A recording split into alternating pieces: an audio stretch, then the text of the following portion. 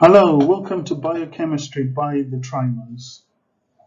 I'm Trimer Tan. I'm Joanna Anna. And I'm trying to live. Today we will learn about biomolecular structures, formation and breakdown of polymers, structure of enzymes and its relation to function, the concept of activation energy, evaluation of the lock and key, induced fit models of enzyme action, the effects of external activity on enzymes. Biomolecules, these are large organic compounds that are important to life's processes, for example, respiration and metabolism. They are classified into four groups: proteins, carbohydrates, lipids, and nucleic acid. Naturally, these have different structures and functions. Biomolecules are made up of small units, which are called monomers. These monomers bind together to form larger groups called dimers, which are basically two monomers bonded together. When three units bond together, they become trimers. Four or more become polymers. They bond through a process called condensation reaction, basically where water is released as a waste product.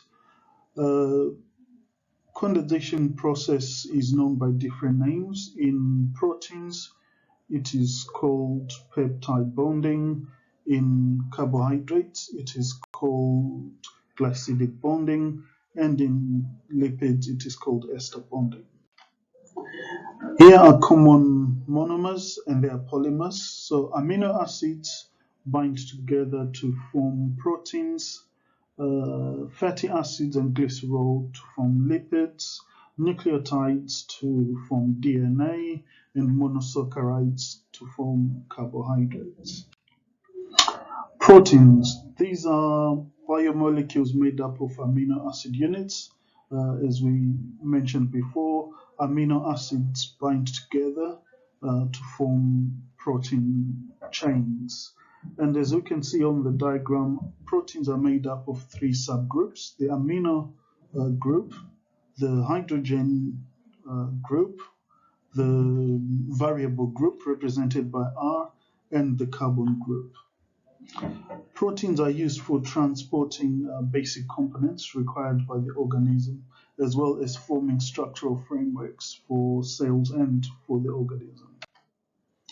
Amino acids themselves bond through a process, as we've said, called condensation.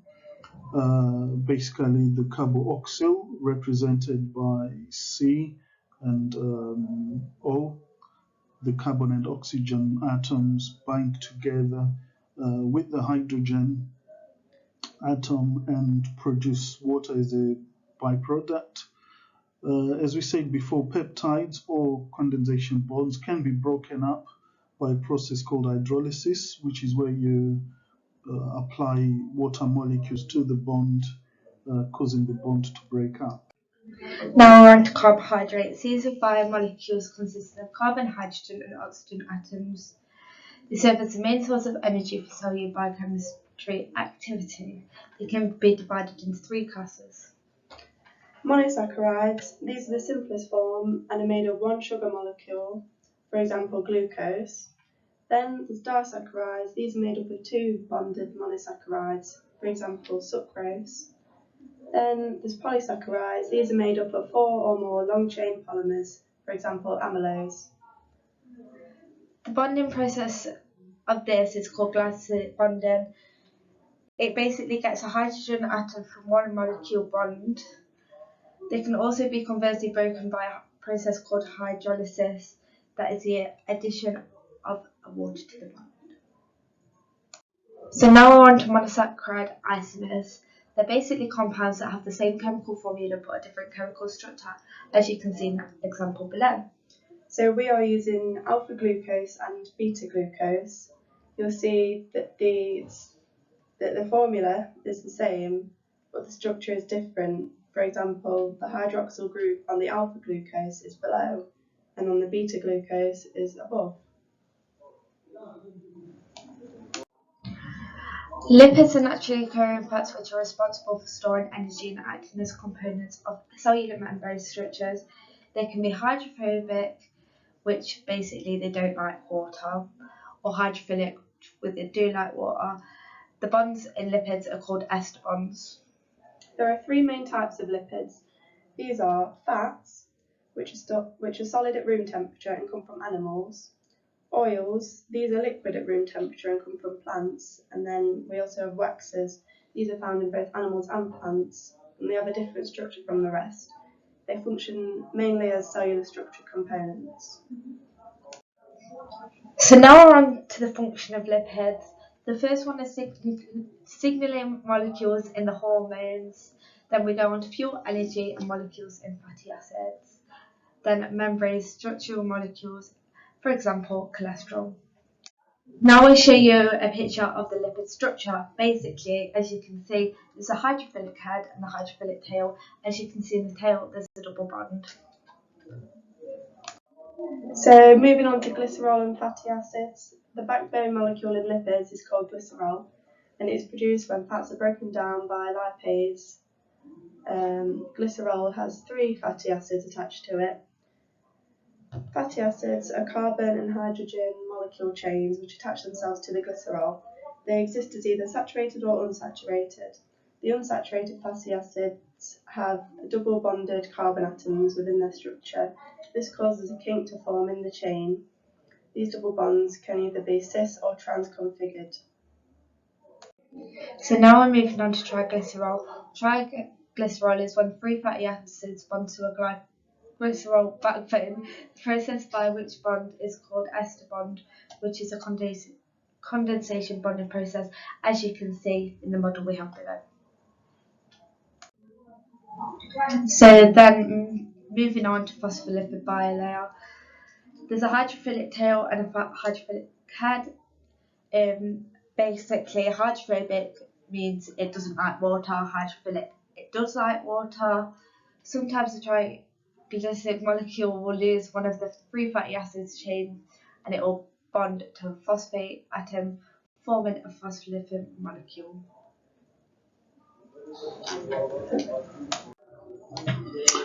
Enzymes are proteins that act as catalysts for biological reactions within the organisms.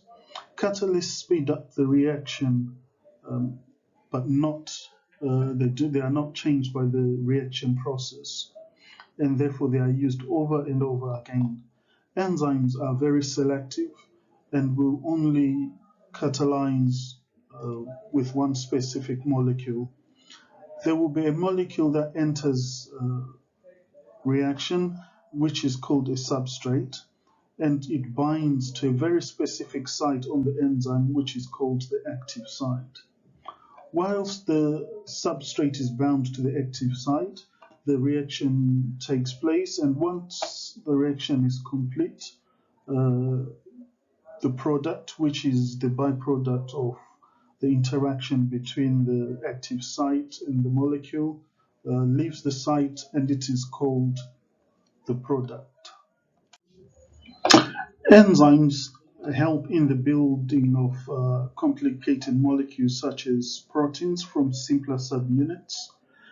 This process is called anabolic reaction, and most of these reactions are very spontaneous. They require a constant supply of energy, technically known as endergonic. Enzymes also help in the breakdown of large compounds into smaller molecules. This is called catabolic reaction. Most of these reactions, again, occur spontaneously without additional energy being required. Large molecules are made up of hundreds of amino acids, and most of these contain or help maintain a specific shape of the enzyme, since the enzyme only reacts with specific molecules. So fewer than 10 amino acids form the actual active site on the enzyme. Each enzyme has one active site, and which has a specific shape. Any mutation in one of these 10 amino acids will render the active site useless, in that it will not match the corresponding molecule.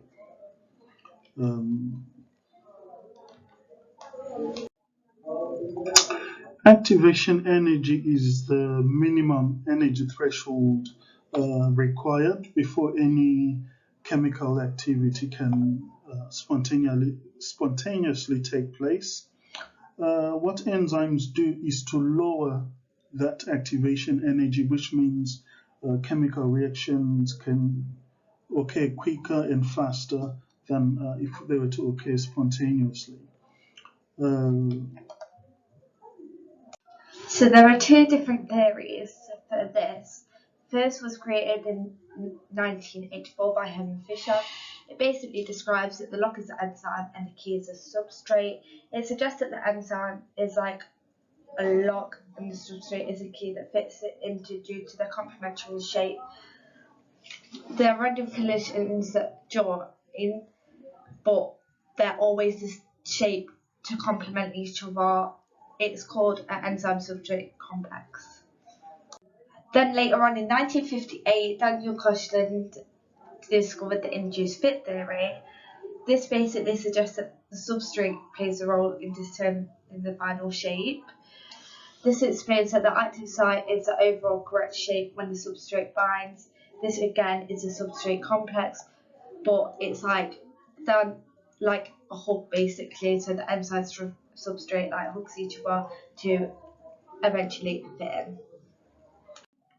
So there are several different factors that can affect the way that the enzymes function. These are pH level, temperature, and substrate concentration.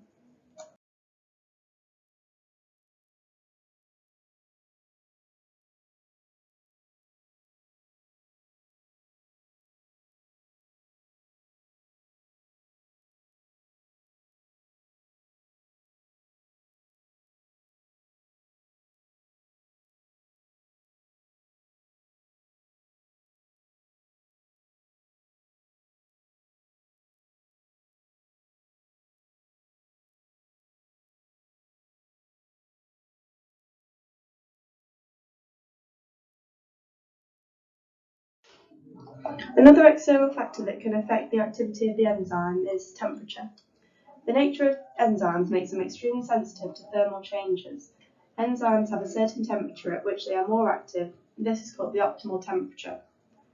The enzyme activity lowers as the temperature rises more than the optimal temperature. When it does this, the enzyme shrinks and slowly stops working. This is called denaturation. This is the breaking of many bonds in the enzyme. Once an enzyme has been denatured by heat, proteins have a random structure of amino acids. Once this happens, the enzyme is permanently broken and cannot be repaired. When the substrate concentration increases, the rate of enzyme reaction increases and approaches a maximum value, Vmax.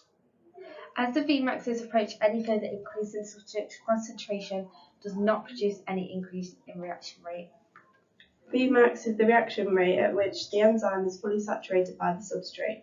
All the active sites are being constantly reoccupied. That's all, folks. Thanks for watching. We really hope you learned something today. See you next time from the Trimers.